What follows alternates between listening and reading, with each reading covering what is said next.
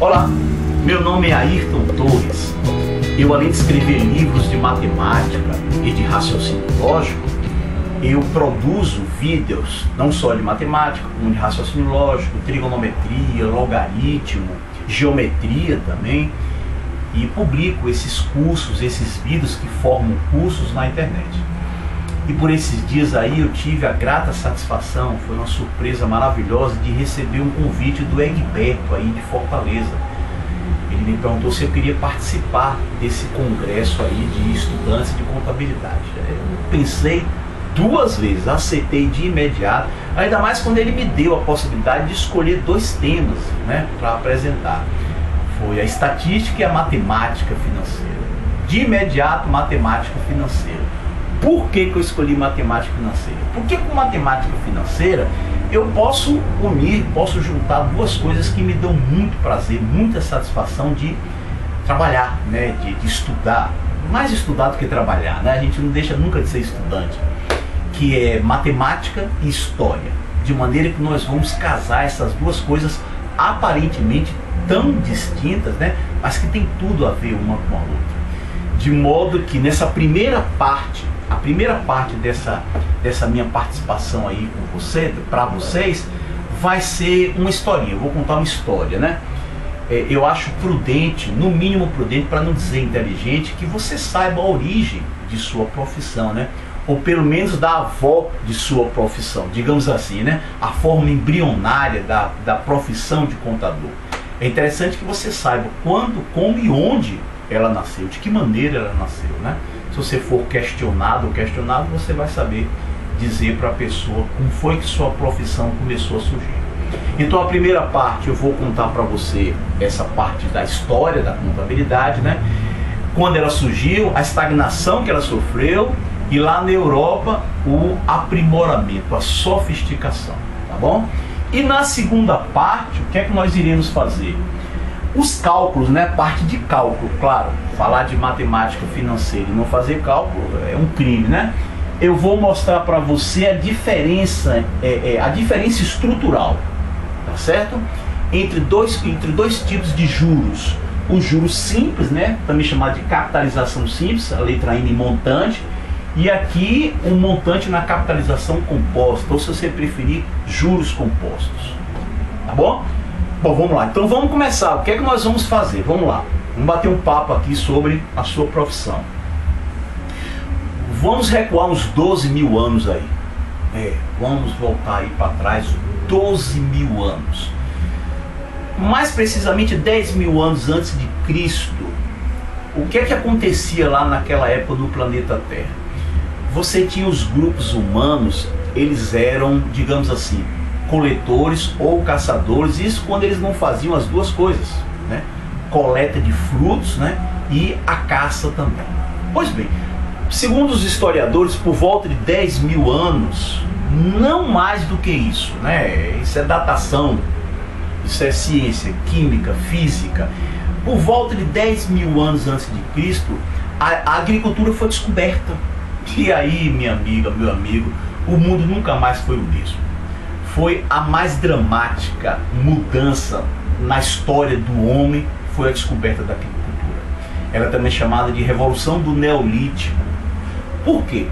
Porque alguns grupos humanos, não foram todos, tá bom? Alguns continuaram coletores e caçadores, de modo que você ainda tem, olha só que coisa curiosa, grupos até estudados, protegidos pela Unesco. Você ainda tem grupos pelo mundo aí, digamos assim, que pararam no tempo. Eles ainda continuam caçadores e coletores. Mas alguns grupos humanos, eles começaram a se fixar lentamente, tá bom? Não foi assim de uma semana para outra. Eles começaram lentamente a abandonar a vida nômade de caça e de coleta e aos poucos se fixando na terra para cultivar a terra. E aí foi o que aconteceu com esses grupos humanos. Poxa, a produção agrícola começou a garantir a sobrevivência deles. A agonia, a incerteza da existência ou não da caça na semana seguinte, já não havia mais tanta certeza quanto ao futuro. Apesar, é claro, das condições meteorológicas que terminavam afetando. Mas de uma maneira geral você tinha uma certa certeza da obtenção de alimentos. E a primeira consequência, qual foi? Explosão demográfica. Claro, a população explodiu. Com mais comida, claro, procria-se mais. Mas aí foi o que aconteceu. Você tinha aldeias, né? E aí pela primeira vez na história da humanidade surgiu dentro da cabecinha, ou não sei se do coração, a ideia de propriedade privada. Olha que barato. Essa produção é minha, pertence a mim, não pertence a você. Coisa que não existia naquela vida coletiva lá dos grupos nômades. É isso mesmo? A acumulação de riqueza, a propriedade privada começou a aparecer aí. E aí o que eram pequenas aldeias agrícolas começaram a crescer. Começaram a crescer e não dava mais para chamar aquilo ali de aldeia. Você já tinha todo o tecido complexo, um tecido social complexo de uma cidade. E foi dessa maneira que começaram a surgir as primeiras cidades. É assim mesmo? E aí nós já saímos, viu? Já saímos de 10 mil, já estamos por volta de 5 mil, 6 mil, 5 mil anos antes de Cristo. Já avançamos aí 4 mil anos. Pois bem, foi o que aconteceu. Essas cidades, eu estou falando cidades no plural, viu? Essas cidades, apesar de serem relativamente distantes uma das outras, relativamente para aquela época, né? O que foi que acontecia naquela época? Elas compartilhavam de uma língua comum. Isso foi fundamental para que essas cidades se unissem e formassem os primeiros impérios, as primeiras civilizações. E hoje, quando você estuda história, você percebe que todas as grandes civilizações, todos os grandes impérios do passado, todos eles se desenvolveram em cima da agricultura, e a agricultura terminou gerando um comércio muito ativo. Aí você entra, entendeu? A profissão de contador entra aí. A escrita foi inevitável, daqui a pouco eu explico por que a escrita foi o aparecimento da escrita, e o sistema de numeração. Todos os grandes impérios, todas as civilizações que surgiram, eles tiveram, todos eles, uma escrita própria, um sistema de numeração e um complexo sistema de comércio entre as cidades. Vamos lá. Foi o que aconteceu. Hoje os historiadores, eles acreditam, a maioria deles acredita, de que a invenção da escrita provavelmente tenha acontecido por força de motivos contábeis. Era por motivo de contabilidade. Como a produção aumentava, você tinha mais pessoas plantando, produzindo, era necessário você contar a produção, calcular a produção, a distribuição, o transporte, o armazenamento, a troca, a venda, a coleta de impostos. Isso exigia um grupo de funcionários lá do rei extremamente especializados. Era um corpo de funcionários altamente treinados. Era uma parcela ínfima da população que sabia escrever. Mais de 99%, estou falando 99% com toda certeza, mais de 99% da população de um império era analfabeta total. Eles não sabiam nada de escrita. Você tinha um pequeno grupo que sabia escrever. Esse pequeno grupo, alguns se dividiam para atividade religiosa, né? Vamos deixar isso claro, e outras para atividades contábeis, comerciais. É isso mesmo? Aí começa a entrar a sua profissão. Olha que coisa curiosa. Mas aí foi o que aconteceu. A gente está falando de escrita. Poxa, a escrita foi, segundo os próprios historiadores, 5 mil anos antes de Cristo, né? 4 mil, 5 mil, por aí mais ou menos, quando eles calculam que tenha aparecido a escrita em diferentes locais do planeta Terra. Mas foi o que aconteceu.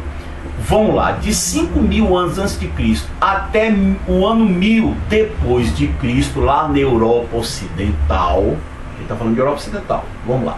Lá na Europa Ocidental você tem 5 mil mais 1000, você tem, digamos aí, 6 mil anos de estagnação, de parada.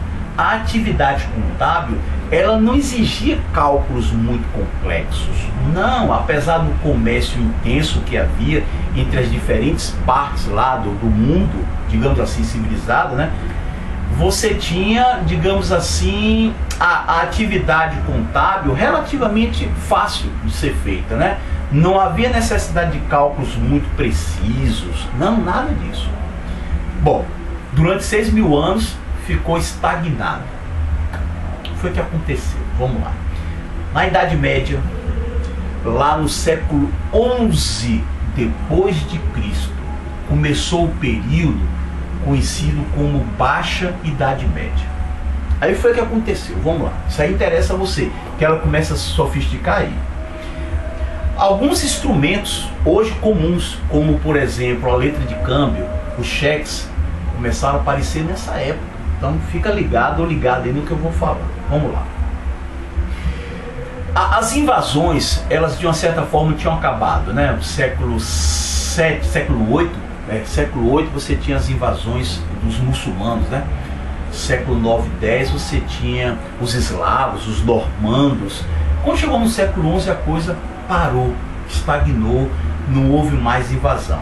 Isso fez com que o maior número de pessoas começassem a produzir. Elas não precisavam mais estar constantemente em guerras, elas podiam se dedicar ao trabalho de arar a terra.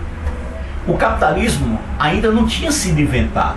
Isso se deu lá por volta do século XV, século XVI. Você sabe, isso não é surpresa para você, que o capitalismo, o oxigênio do capitalismo é inovação tecnológica. Sem inovação, sem coisas novas para apresentar, para vender, não há capitalismo. Você mata por asfixia o capitalismo se não tiver novidades. É isso mesmo? Ninguém vai vender, por exemplo, uma enxada, vai ficar rico vendendo enxadas. Não, enxadas já foram inventadas. Não há nenhuma novidade em você dizer que inventou uma enxada. Ninguém vai ficar milionário vendendo carroças. Carroças já foram inventadas, já foram superadas. Então foi o que aconteceu. Lá naquela época você tinha um baixíssimo, eu estou falando da economia feudal, Idade Média. Você tinha ela poderia ser caracterizada, a economia feudal, por um baixíssimo domínio tecnológico. As pessoas, por exemplo, elas cultivavam a terra do mesmo modo há gerações e gerações que vinham lá desde o Império Romano. Era a mesma maneira de arar a terra. Você não tinha inovação nenhuma. Isso sem contar o domínio tecnológico, o domínio sobre as forças da natureza, que era praticamente nulo. Algumas mudanças na agricultura, particularmente falando, na maneira como a terra era cultivada. Em vez de colocar os arreios no pescoço do animal que asfixiava, começaram a colocar no tronco do animal. Essas mudanças, além, é claro, de rodízios de terras, conhecido como rodízio, sistema de 3 terras. Os feudos começavam a pegar 2 terras e plantavam, deixando uma descansando lá. No ano seguinte, na plantação seguinte, aquela terra que estava descansada, que descansou, né? Ela passava a receber lá a ser semeada. E uma daquelas terras que foram plantadas, ela ficava em descanso lá, para se recuperar, né? Recuperar a fertilidade, para que no ano seguinte ela fosse utilizada. Essas mudanças, né, começaram a produzir uma coisa chamada excedente, superprodução agrícola. Os feudos começaram a ter excedente agrícola. E aí foi o que aconteceu. Olha só você. O comércio, com a queda do Império Romano, não é que tenha terminado por completo, 100% de extermínio do comércio, desde a queda do Império Romano lá no século V depois de Cristo. Ele simplesmente se reduziu a próximo de zero. O comércio era muito pequeno, tá entendendo? Você tinha o quê? Quando tinha uma péssima colheita em uma determinada região da Europa, aí aqueles senhores feudais, preocupados com a própria subsistência dele e dos seus servos, mandava que fosse comprado trigo em outra região. Mas isso era muito raro. Mas aí com essa produção agrícola, o que foi o que aconteceu? Preste atenção na historinha que eu vou lhe contar. Vou botar aqui 3 feudos, né? Vamos lá. 3 feudos. Vamos apelidar esses feudos. O que é que eu tenho aqui? O feudo CDM, né? É o feudo clero dominando mentes. Aqui a gente tem o feudo ETC, épocas de trevas nos conhecimentos. E aqui a gente tem o que? O feudo Nessa, nobre explorando servos, né? Servos era uma palavra bonitinha para designar o escravo. Aí foi o que aconteceu, olha só. Isso aconteceu em grandes regiões lá, essa produção agrícola, esse aumento na produção, o aparecimento do excedente. Aí vamos lá. O senhor feudal daqui, esses senhores feudais, eles cometeram uma bobagem terrível, que dentre outros fatores, essa bobagem que eu vou mostrar para você aqui, decretou de um certo modo o fim do feudalismo, o fim da Idade Média. Bom, vamos lá. Vamos supor um exemplo que isso aqui, eles fizeram a colheita e estão com alimentos garantidos até a próxima colheita. Bom, mas sobrou muita coisa, arrestado. Sabe o que é que ele fazia? Ele pegava e mandava um determinado servo vender ou trocar o excedente agrícola por outros produtos agrícolas que eles não tinham. Agora, eu estou falando especificamente de produção agrícola, mas não necessariamente, não foi apenas produção agrícola. Você também tinha produção têxtil, tá bom? Tão importante quanto. Eu estou me restringindo aqui à produção agrícola. Vamos lá. O senhor feudal aqui, do feudo Nessa, fazia a mesma coisa. Eles não tinham um produto que esse aqui tinha excedente. Esse, por sua vez, não tinha um que esse aqui tinha, esse aqui já queria comprar algo, era o intercâmbio. E aí foi o que aconteceu. Os servos saíam com as carroças carregadas daquele excedente agrícola e se juntavam, eles se reuniam em locais que geralmente eram o cruzamento de estradas.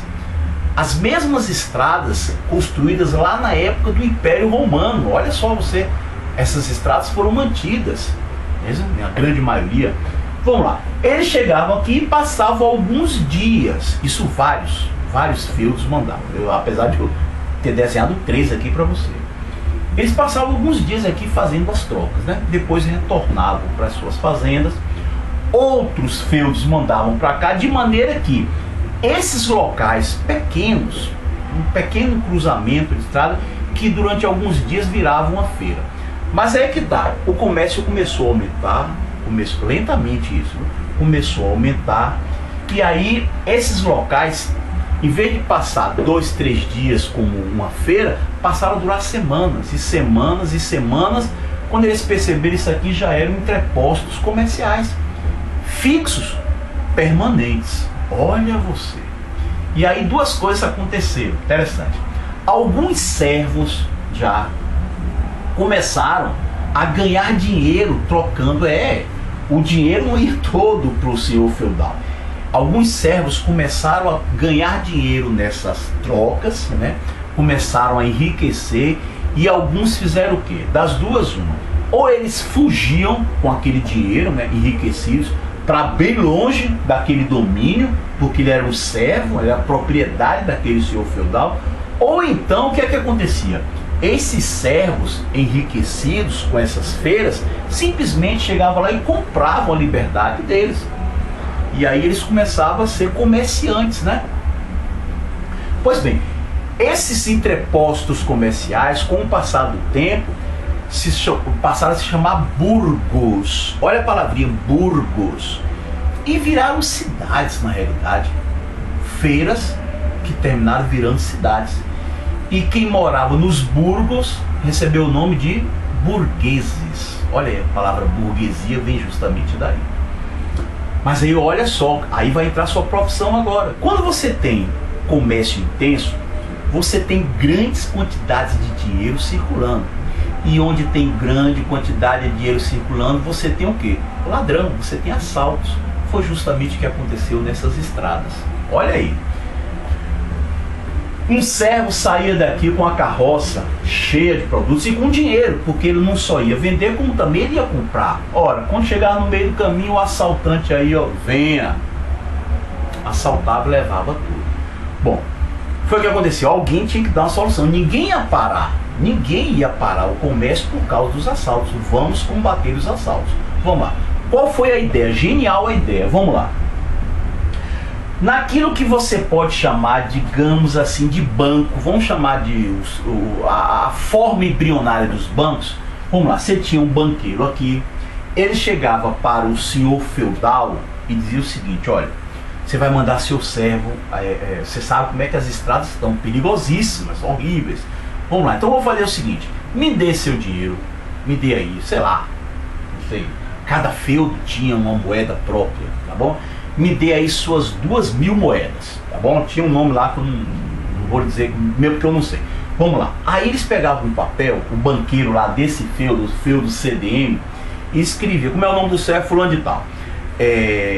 Atesto para devidos fins, a quem interessa a posse, que fulano de tal depositou aqui 2.000 moedas. Favor pagar o equivalente na moeda desse feudo. Eles saíam daqui com esse documento assinado lá pelo banqueiro. Iam lá para o outro feudo. Ou então, para esse trocamento, aqui já tinha também um outro banqueiro. Quando chegava lá no outro feudo ou nesse burgo, ele ia lá no outro banqueiro, o local lá tinha uma outra moeda, e apresentava aquele documento. O banqueiro de lá olhava, realmente via que ele tinha depositado, fazia a conversão da moeda e entregava o dinheiro para ele fazer as compras que ele tinha que fazer. Ele não precisava mais ficar viajando pela estrada com grandes quantidades de dinheiro. Estava inventada a letra de câmbio. Olha só, você apareceu nessa época. Coisa interessante, foi justamente nessa época que começou a aparecer isso. Isso sem contar o que a gente pode chamar dos primeiros cheques. Os primeiros cheques começaram a aparecer aqui, tá bom? Bom, nós estamos falando de quê? Século XI, século XII. Pois muito bem. Esse, digamos assim, o renascimento do comércio. Renascimento e, digamos assim, o fortalecimento do comércio. Foi aos poucos, apesar de alguns contratempos, né, que ocorreram lá no século XIV, pela Europa, né, grandes secas, né, milhões de pessoas morreram, você teve também a peste negra lá. Apesar desses contratempos todos, o comércio foi cada vez mais crescendo. Aqueles burgueses enriquecidos, eles não estavam mais interessados nem um pouquinho em voltar a ser servos. A expectativa de vida naqueles feudos não chegava a 30 anos. Isso foi aos poucos. Sua profissão já estava mais sofisticada. Mas os cálculos ainda eram relativamente fáceis de serem feitos. Daqui a pouco eu chego na complexidade. E aí eu vou ter que falar de logaritmo. É isso mesmo? Isso foi, todos esses fatores, principalmente o fortalecimento do comércio, começou aos poucos matando o regime feudal, a economia feudal. Mas o capitalismo ainda não tinha sido inventado. O capitalismo iria ser inventado com a forma de governo chamado Antigo Regime, que a gente não vai entrar aqui em detalhes, lá por volta do século XV, século XVI. E aí, quando aconteceu isso, século XV, século XVI, a Europa estava invadindo o mundo. Era a época das grandes navegações, era a época das descobertas das terras, e era necessário porque o país que tivesse mais colônia disparava, saía na frente na acumulação de capitais. Com mais dinheiro ainda circulando, as relações comerciais já não eram tão ingênuas, simples, bobas como eram até essa época. As coisas começaram a ficar mais complicadas. E aí as transações comerciais, os juros, os empréstimos, as promissórias, as coisas começaram a ficar cada vez mais complexas, e sobrava para quem? Para quem sobrava? Para o contador. Sobrava para o contador. Ele tinha que fazer cálculos simplesmente horríveis, cálculos que levavam horas. Eu vou lhe dar um exemplo. Se liga aí, vai. Uma coisa é eu chegar aqui para você agora, de maneira bem fácil, e pedir para você fazer isso daqui, olha. sei lá, o número 3 elevado ao quadrado. Isso é fácil demais, é ridículo isso daqui. Ou então eu pedi para você fazer 3,2 elevado ao quadrado. Então assim, elevado ao cubo, vamos botar elevado ao cubo. Isso com um certo trabalho você consegue fazer. Mas começaram a aparecer coisas esquisitas, como por exemplo, um capital de 1000 moedas. Exemplo, viu? Um capital de 1000 moedas emprestados, aos juros de 3% ao mês. Vamos inventar uma situação aqui: 3% ao mês, 3% durante, sei lá, 10 meses. Veja você as coisas que apareceram, viu? Se liga aí, vamos lá. 1000 vezes 3% é 0,03, mais 1, você vai ficar com 1,03. Isso daqui é elevado à 10ª potência. Eu pergunto a você aí, futuro contador, sabe o que você faz? De olho fechado, dormindo, se alguém lhe pedir, você faz isso aí dormindo. Agora faz 1,03 elevado à 10ª potência. Você pode até fazer, se eu lhe der algumas horas, você consegue fazer, sem nenhum problema. É isso que começou a acontecer com a sofisticação das transações comerciais. O trabalho pesado terminou sobrando para o contador. Isso aqui eu estou sendo até bonzinho, viu? Porque imagine você, vou apagar aqui, imagine você se em vez de 10 meses, fosse 10 meses e meio.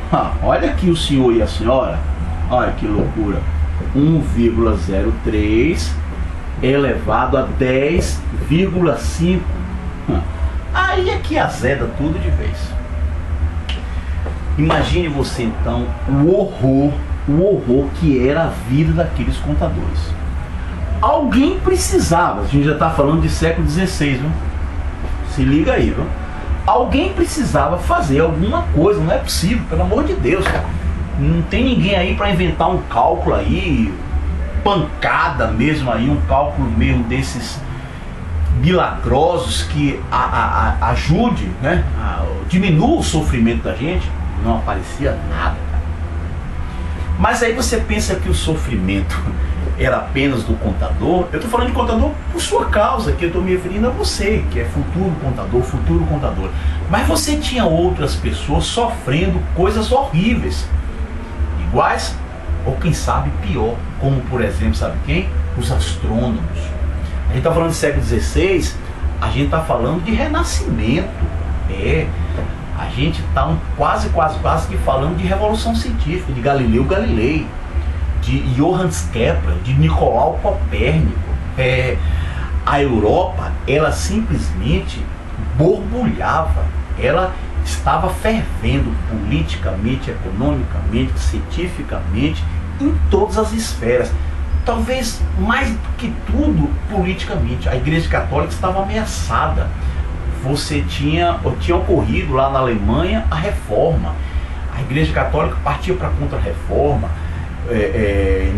Nicolau Copérnico dizendo que a Terra não estava no centro de nada, que estava no centro era o Sol.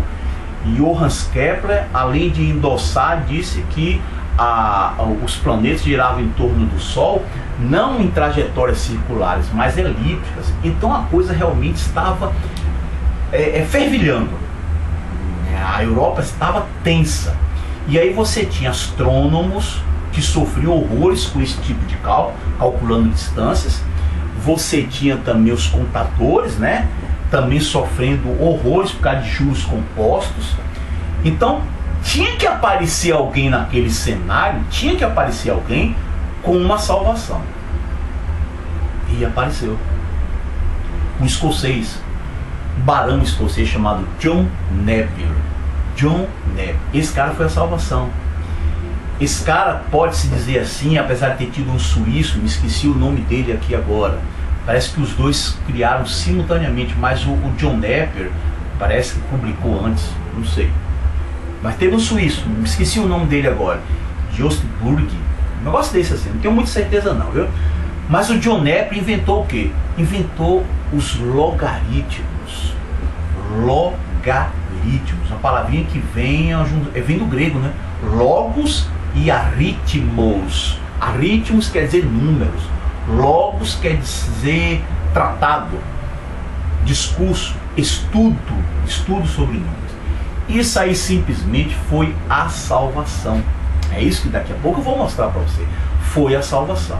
Porque cálculos extremamente complexos, trabalhosos, que se levavam dias mesmo, não estou exagerando não, horas ou dias, poderiam ser feitos em pouquíssimo tempo. Mas você já estudou uma coisa chamada logaritmo na sua vida, lembra lá do tempo colegial? E deve ter dado, ou ainda vai dar na faculdade isso, em cálculo de juros compostos, né? Então vamos lá, vai. Não se assusta aí não, viu? Por favor. Log do número A na base B vai ser igual ao número C se e somente se, apenas se, esse número B elevado ao número C for igual ao número A. Tá bom aí, mas tá tudo muito bem, mas você já tá tornando a coisa difícil. Vai, volta aí, tritura aí. Por que que os logaritmos, a invenção dos logaritmos foi assim tão maravilhoso? Não só para mim, Ayrton, que sou futuro contador, futura contadora, como também para o astrônomo. Simples. Porque os logaritmos, eles fazem, entre aspas, uma mágica simplesmente fantástica. É uma mágica fantástica. Ele transforma multiplicação em somas. Admita, somar é muito mais fácil que multiplicar, claro.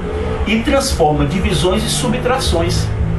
Você deve lembrar, com toda certeza, deve lembrar que se eu tenho log de A vezes B, log de A vezes B, isso aqui na realidade é log de A somado com log de B.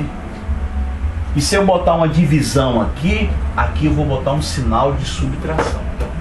Então coisas que eram complexas, que eram muito demoradas, passaram a ser feitas de maneira muito mais rápida. Eu vou fazer um cálculo para você na sua área de matemática financeira.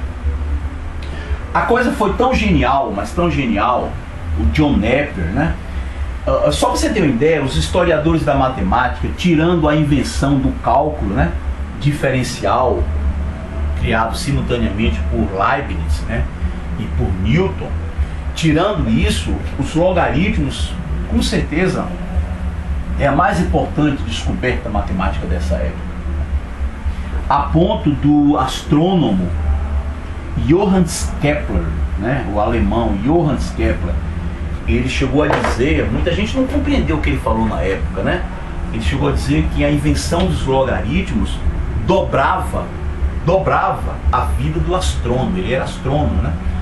O que é que ele queria dizer com isso? O cara passava a viver 140 anos, passava a viver 180, passava a viver 200, não era nada disso. O que ele queria dizer na realidade é que a invenção dos logaritmos dobrava a vida do astrônomo era o seguinte: eu passo 2 dias, exemplo, eu passo 2 dias fazendo um cálculo, não faço mais nada, não posso mais ficar observando o céu, né, com a luneta, não posso, que é a minha atividade primordial. O cálculo é algo só para poder matematizar o que ele está vendo. Ora, se eu passo 2 dias ali, naqueles cálculos enfadonhos, cansativos, em vez de ficar observando, que realmente o que importa é a observação, os logaritmos me permitem que isso, em vez de 2 dias, eu faça em 1 dia. Ou seja, eu reduzo pela metade o tempo necessário para os cálculos. Quando o tempo para o cálculo é reduzido à metade, ele passa simplesmente a dobrar o tempo de observação das estrelas. Percebeu? É isso que acontece. Ele não precisa mais ficar daqueles 2 dias, ele só precisa passar 1 dia calculando, no outro ele vai olhar as estrelas. Era isso que ele queria dizer com a invenção dos logaritmos. Simplesmente dobrou a vida dos astrônomos. Bom, mostrado aí para você a importância aí de como surgiu essa sua profissão, como ela começou a ser sofisticada, a se sofisticar, né, a se aprimorar a partir lá da Idade Média e atingir o ápice aí na época do Renascimento e continua, não, desculpa, falei bobagem, continua na realidade avançando, ela não deixou de avançar. De maneira que hoje, século XXI, você não faz mais cálculo, não há mais, não há como você voltar a fazer cálculo no papel. Hoje você tem programas de computadores, você tem calculadoras avançadíssimas que fazem cálculos para vocês, não é isso mesmo? Mas eu tinha combinado com o Egberto justamente mostrar um histórico para você da evolução de sua profissão. E é o que nós vamos fazer agora. Vamos falar dos juros simples e dos juros compostos. Qual a diferença entre um tipo de capitalização e outro tipo de capitalização? Aí vai entrar os logaritmos, você vê, né? Nós estamos ainda no século XVI, tá combinado? Não estamos no 21, estamos no 16. Estamos na época de John Napier, o criador dos logaritmos, de Henry Briggs, né, que simplesmente aprimorou a invenção dele. Então vamos lá, olha só. Isso aqui você tem a capitalização simples, que se caracteriza por você ter os juros aplicados sempre sobre o capital inicial e nunca, jamais pelo capital acumulado. Eu vou ser mais claro para você. Imagine o valor de R$1.000. Vou pegar aquele mesmo valor, 3% ao mês. Ora, quando você pega R$1.000, empresta ou toma emprestado, não importa. A juros simples significa que um mês depois você vai ter que pagar 3% de R$1.000. Isso dá R$30. Ok. Isso é o aluguel que você está pagando pelo dinheiro que você tomou emprestado. Vamos lá. No segundo mês, vamos lá. O primeiro mês, você teve de juros R$30. Quando chega no segundo mês, você não vai pegar esses R$30 e incorporar aqueles 1.000 para que dê R$1.030 e em cima de R$1.030 eu calcule 3%. Não. Nos juros simples, na capitalização simples, você pega os 3% em cima do capital principal, que é aquele R$1.000. Então você tem de novo R$30. No terceiro mês, olha só de juros, né? Só de juros, aqui já tem 60. Você não vai pegar esses 60 e juntar com os R$1.000 para, no terceiro mês, calcular 3% em cima de 1.060. Não, mais uma vez eu vou insistir. Não, mais uma vez, você vai calcular os juros do terceiro mês em cima do principal, do capital original.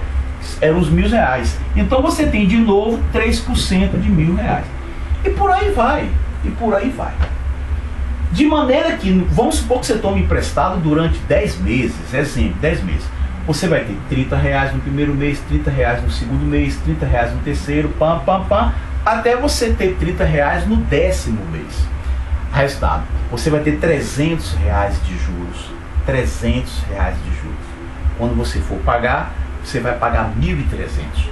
1.000 do capital e 300 é uma espécie de aluguel. Por aquele o que você está pagando ao proprietário do dinheiro por ter ficado com o dinheiro dele durante todo aquele período. Esses R$300 é o que você chama justamente de juros. Então o montante é 1.000 do capital mais 300 dos juros, vai dar 1.300. É isso mesmo? Isso na capitalização simples. Na capitalização composta, não senhor, mas de maneira nenhuma acontece isso. Acho que tem espaço aqui, tem espaço aqui. Olha só você. No primeiro mês, a capitalização composta, eu já estou falando de juros compostos. Você tem R$1.000, e aí 3%, você vai ter R$30, tá bom? Quando você for para o segundo mês, você tem lá R$30. Quando você for para o segundo mês, aqueles R$30 serão incorporados ao capital, olha só você, 1.030, e você vai tirar 3% em cima de 1.030. Você já vai ter um pouquinho mais do que R$30. Claro, vai ser muito pouco, mas vai ser mais, ao contrário da capitalização simples. Essa é a diferença básica dos juros simples para os juros compostos, tá bom? que é que nós vamos fazer aqui agora? Vamos pegar esses valores, R$1.000 e 3%, e vamos fazer alguns cálculos aqui para mostrar a você, até mesmo curiosidade, e de uma certa forma, eu volto para aquela parte da historinha, né? Apesar de eu já estar nos cálculos, a gente volta para aquela parte da história onde eu vou mostrar para você o uso dos logaritmos. Então vamos começar com um juros simples. Vamos lá. O capital de R$1.000 e a taxa de 3%, né? Ao mês. Vamos jogar mês aqui. Então vamos lá. Montante. Se liga aí, velho. Capital R$1.000. Vamos lá. Mais os juros. Você deve lembrar com toda certeza dessa fórmula de juros simples, né? É o capital vezes a taxa, representada pela letra I, a taxa, multiplicada pelo T, pelo tempo, né? T de tempo, sobre 100. Pronto. Como a taxa e o tempo, ambos estão na mesma unidade de medida, eu não preciso me preocupar. Então eu tenho aqui, montante será R$1.000, mais, vamos lá, capital R$1.000, deixa eu botar aqui sem o cifrão, R$1.000, vezes a taxa 3%, o porcento está aqui embaixo, né? Já carrega na própria fórmula, vezes 10 meses, é uma situação que eu estou criando aqui. Vamos lá, você aqui vai embora, pronto, tchau, um abraço. Vamos ficar com quanto? O capital principal, né? Que é R$1.000, mais 100 vezes 3, 300, né? Portanto, o montante a ser devolvido ou a ser recebido aí é de R$1.300. Fácil, não tem muita dificuldade. Nem aqui, nem no século XVI tinha dificuldade para fazer esses tipos de cálculos, tá bom? Agora vamos para... Anota isso aí, se puder, R$1.300. Vamos lá para os logaritmos para você ver que a coisa vai ficar um pouco mais complexa. Olha só, eu acho que eu vou precisar apagar, mas de qualquer maneira deixa por enquanto. Se eu precisar apagar, eu apago. Vou fazer na capitalização composta, onde a cada mês eu pego os juros obtidos e acrescento ao capital para que ele possa partir para o próximo mês de capitalização mais gordo, maior, né? Aumentado. Então vamos lá, montante. Estamos agora no século XVI, século XVII, XVI. O contabilista, o contador, melhor falando, ele está lá com a tábua de logaritmo, que é o que eu tenho aqui, uma tábua de logaritmo. Ó, uma tábua de logaritmo, tá bom? Eu vou evitar usar calculadora aqui agora. Calculadora é século XX. A gente está falando de século XVI, tá bom? Vamos lá. Capital, R$1.000. Ou 1.000 moedas. Tanto faz, naquela época seria, não sei qual era a moeda vigente daquela época, né? Vamos lá. Essa taxa aqui de 3% e o tempo 10 meses. 3% ao mês e o tempo 10 meses. Eu tenho aqui montante, vai ser 1.000. Vamos lá. 3% é 3 sobre 100. 3 sobre 100 é 0,03.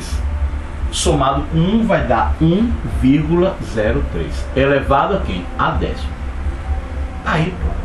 Antes dos logaritmos, isso aqui era um frio, não na barriga, na alma do contador. Imagine o sufoco, a aflição que o coitado devia sofrer lá. É isso mesmo? Vou apagar aqui, viu? Lembrando só que aqui é 1.300, viu? Vamos lá. Você vai ver que nos compostos vai dar um pouquinho maior. Claro, óbvio. Isso é claro demais, né? Bom, e como é que eles faziam lá? Simples. Vamos lá. Tábua de logaritmo. Na verdade é tábua de potências. Ele chamava isso daqui, olha que barato, coisa interessante. Vamos chamar isso aqui, eu aqui, Ayrton, estou chamando de X. Não sei se eles chamavam, eles faziam isso aí. Pegavam esse valor, X igual a 1,03 elevado a décima. Bote aqui, X igual a 1,03 elevado à décima potência.